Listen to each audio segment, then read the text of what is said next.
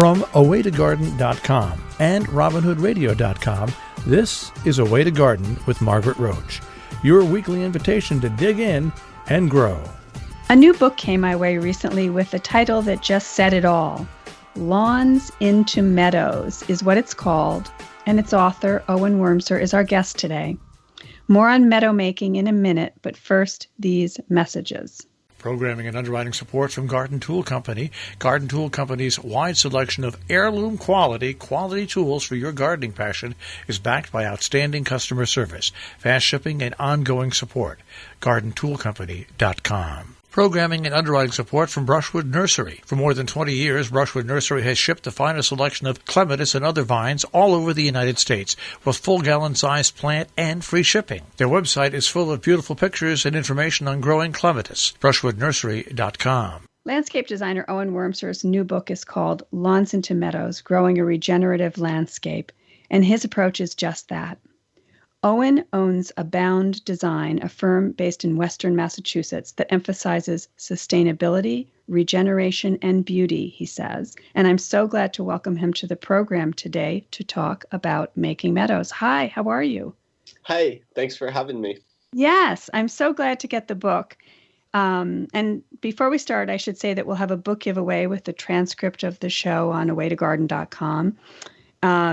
So people would be able to enter to win it. So they'll get that just said. And so to start, the book begins by making the case for meadows versus lawns, which I've talked about on the show various times with other guests, Doug Tallamy and so forth.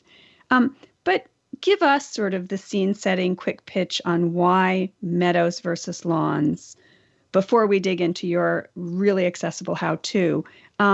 Especially your sort of how meadows store carbon argument. Yeah, so a lot of people know about how lawns are biological deserts and they cause a lot of environmental problems. That's something that you've covered in the past. And meadows are really the opposite of that, and that they create this level of abundance. And one of the ways in which they do that is that they actually build soil, including sequestering large amounts of carbon. So meadows are incredibly effective at drawing in carbon dioxide, like all plants, breaking that down, releasing the oxygen, taking that carbon and storing it in the ground. And unlike trees, which put a lot of carbon in their trunks, which eventually some of that is, or most of that's released back into the atmosphere, meadow plants really park their carbon in the soil, and their roots can extend as far as 10 or 15 feet into the ground. So they're really sort of carbon sequestering machines. And this is a way that you can sequester carbon in your yard. And instead of contributing to global warming with mowing your lawn and using fossil fuels, you can have a meadow and sink carbon right on your own property. Sounds like a very good thing to be doing at the moment. Definitely. But I hadn't really read so much about that part of the argument. You know, I'd read about the lack of diversity, the monoculture, the fact that we mow the lawn into submission so it doesn't even produce flowers or seeds for insect benefit, blah, blah, blah. So that was a really good point. Now, you talk about meadows and meadow gardens, and you differentiate between the two. Explain what the two are. The differentiation that I make in the book is that meadows are planted from seed and meadow gardens are planted using live plants that are usually called plugs. They're basically baby plants that come in a tray. So they're still native perennials, native meadow perennials, but they are planted into the ground and they establish faster than a meadow from seed. However, because you're planting live plants, usually meadow gardens are only effective for smaller areas, and meadows from seed are generally a much more reasonable way to plant larger areas. Okay. When you go to see a prospective new client, are a lot of them home landscape type of people, small to medium-sized potential meadows that are sort of more meadow gardens, or? It's both. It's both. But I do deal with a lot of residential clients, and an area that's sort of maybe a quarter acre or smaller potentially could be considered, but really small spaces are the best for meadow gardens. So spaces that are sort of courtyards or garden size areas. And those Uh-huh. can be cleared and prepped like you were planting a meadow from seed, which we'll get into a little bit. But basically, you're just planting into a cleared area with live plants, spacing them, depending on the species, 12 to 18 inches apart. And then they fill in really quickly, including the grasses, and they give you the effect of a meadow, even if it's in a smaller space. Mm. So you say in the book, designing a successful meadow is mostly about choosing grasses and flowers that will be happy where you plant them. So what makes them happy? What are some of the key things that you really evaluate and consider depending on where you're working? Yeah, so one of the criteria for building meadows is that they get at least half a day of direct sunlight.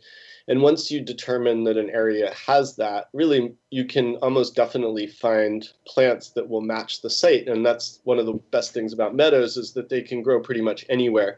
But what you want to determine is what you're dealing with on that site. What are those conditions? And so soil quality, the type of soil, is it clay? Is it gravel? Is it sandy? Those details have to be figured out. And then the moisture of the soil also has to, the ability for the soil to hold water has to be figured out. Does it dry out very easily? So those are some examples of the factors that need to be considered. And it's terribly important that you understand your site so that you can match the plants to the existing conditions. Mm. And there are so many different, even in nature, there are technically wet meadows, for example. Ones that's their reality. They're in a place where, at least during one season or even longer, it's a moist spot. But those are different plants than grow in a more xeric kind of a meadow. Yes? Absolutely. And so that's what will determine the success of a meadow over time, or its ability to establish even, is whether or not the plants you're using are matched to those conditions. Right. Right. You talked about, prairie roots, the roots of certain of these plants going down 10 or 15 feet. I've seen some of those historic pictures. I'm just thinking of different sites and how the root systems work underground in different conditions. And I've seen some of the historic pictures of sort of slices of the underground, of the soil, looking at the roots of the plants of the prairie in the Midwest and so forth, done at the University of Wisconsin in their prairie restoration and stuff. And it's just incredibly fascinating how some of those plants learn to adapt to that site by having these really, really deep root systems, be resilient to that site. Absolutely. It's pretty astonishing how much root mass is below ground with certain meadow plants. Yeah. It's pretty amazing. Yeah. In the book, you say that you always consider which grasses first, before the forbs, before the flowers. You think about which grasses, and that you always include 2 grasses or up to 4 in a design. And tell us a little bit about why grasses are your first consideration, and also, do you think about height and stuff too? I mean, what are the other things you think about in conceiving the design? Yeah, absolutely. So grasses are what create the character visually that reads like a meadow. So meadows include grasses, and people expect that visually, but not only is it sort of what a meadow is, they really make a meadow more aesthetic, and they soften the flowers that have gone by, and they fill out the meadow in a way that creates that, basically the grasses billowing in the wind look that from meadows. So they're very, very important in that regard. And there's 2 types of grasses, and there's grasses that grow in the spring and the fall primarily, and those are called cool season grasses. And then there's warm season grasses, which like to grow in the summer.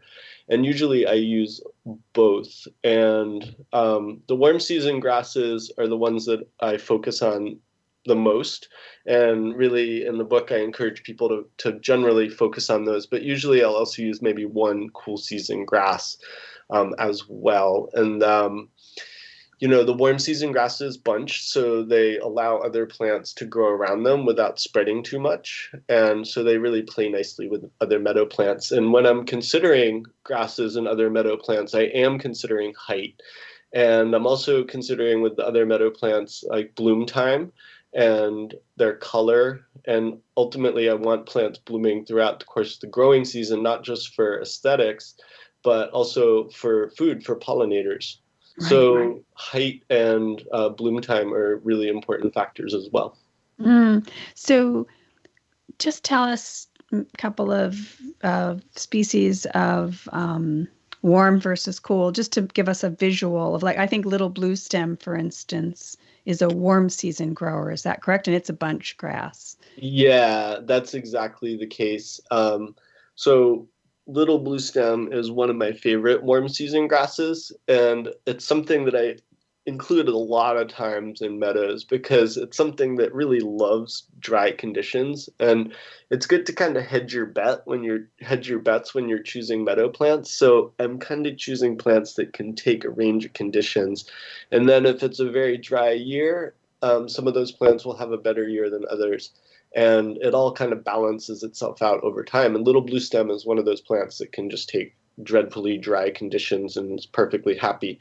So I love to use that. It's a beautiful plant. And, I think it's important to point out that a lot of cool season grasses are actually lawn grasses. Cool season grasses spread, and they kind of are more mat forming. And that's why I don't use a lot of them. I do focus on the warm season grasses more because, like I said, they're bunching and they don't compete with other plants as much. The spreading grasses, the cool season grasses, are a little bit trickier to use because they can crowd out other plants, including meadow plants.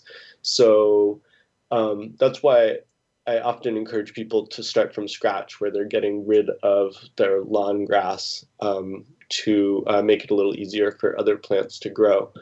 But it's not absolutely required, but it's really helpful to just kind of understand that lawn grasses are cool season grasses. Okay. So you talked a little bit about seeds versus plugs a few minutes ago, about maybe the scale of the project, and it's sometimes more realistic with a large project that you're going to be using seeds and so forth. But do you sometimes use both? And is there timing differences in when we would, I hate the word install, but you know what I mean, when we would plant this? I just, using the word plant when I'm talking about, do I use seeds or plants, sounds redundant. Just a little more about that seed versus plug stuff. Yeah, so sometimes I do use them both. Plugs, basically, a lot of times they'll give much faster results because they're just going to take off and start growing. So sometimes closer to a house or a prominent location, I'll put in plugs to just kind of give more color in the short term.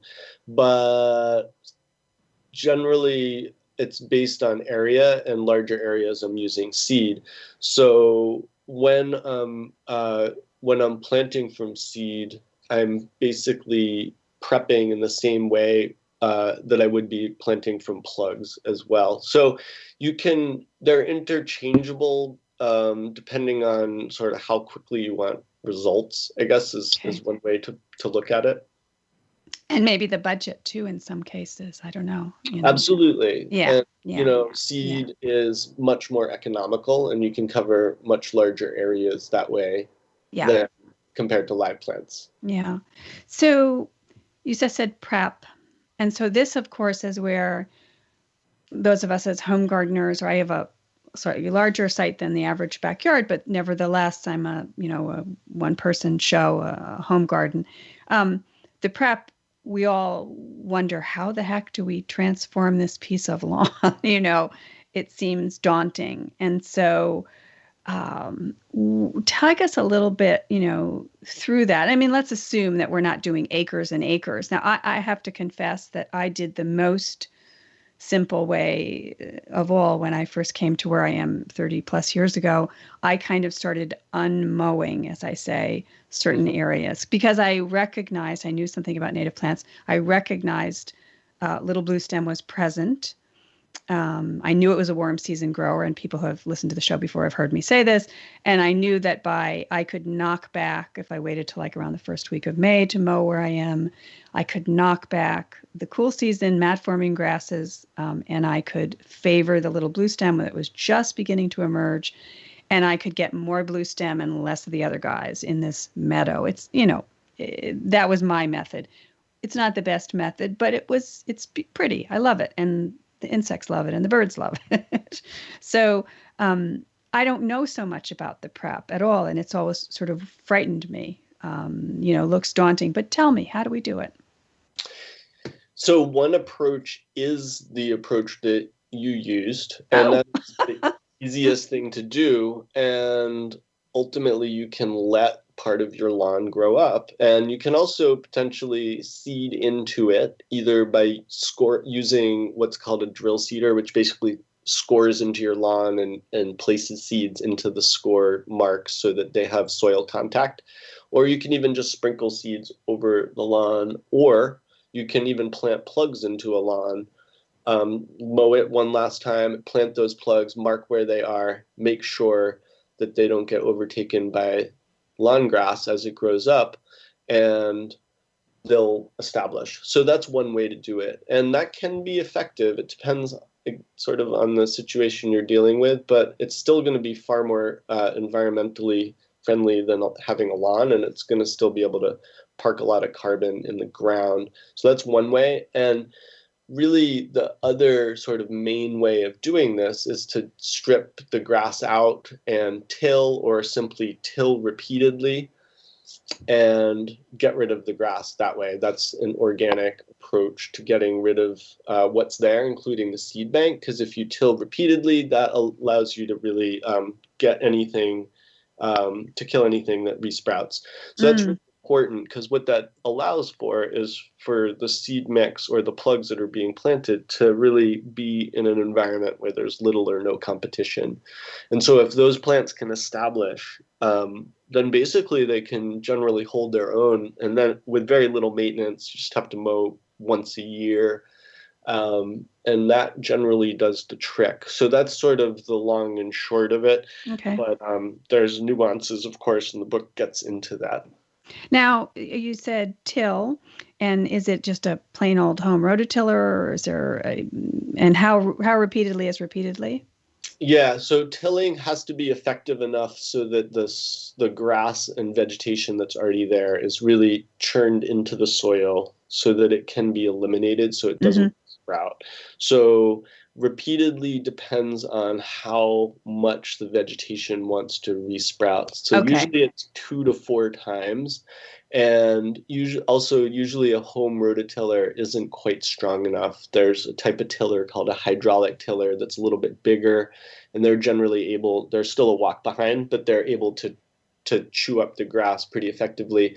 And, this can be really hard work. So sometimes I really encourage people just to hire a local landscape company to come and actually do all the prep work, if that's easier, because a lot of times it is, because it can be very difficult work. But basically it's a matter of kind of using the Rodell method of organic weed control. Repeated cultivation eliminates the seed bank and everything that resprouts. Right. And you said something else really important. You said mowing once a year. And that's for people to understand. I mean, a lot of times we think meadow, oh, you never mow it. It's not a lawn. We don't. But you do, because a lot of them, I guess, in nature, they either had fire or, for instance, was one of the methods in certain regions that took down the debris, so to speak, occasionally. Otherwise woody plants start to come in and, things can happen that are not as desired. I think the timing of the mowing is really important. Like, I would never mow. It breaks my heart when I see farms near me mow in early fall or mid-fall and not leave all that deliciousness there for the animals to eat all winter, and for important insects and other arthropods to overwinter in underneath the debris and so forth. So I do it after the winter, once everybody's had a chance to wake up after some fair weather in the late spring, Absolutely. in the early spring, but not too early. If that makes Yes. sense. Yeah. Absolutely. And that's really well said, what you just explained. And allowing the plants to overwinter gives the insects that have larvae on there or eggs that allows them to emerge in the spring. But also meadows are really beautiful in the winter, and they also provide a lot of seed for rodents and birds and basically support the food chain. So they do that. But like I said, they're beautiful, and in winter sunlight, especially in the early morning and late evening, a lot of times meadow grasses are pretty stunning. So Yes. it's nice if you can leave them there in the winter. And the bit about mowing once a year is critical. And like you alluded to, fire has historically been a huge sort of input for maintaining meadows. And the other one was grazing animals like bison on Right. I forgot.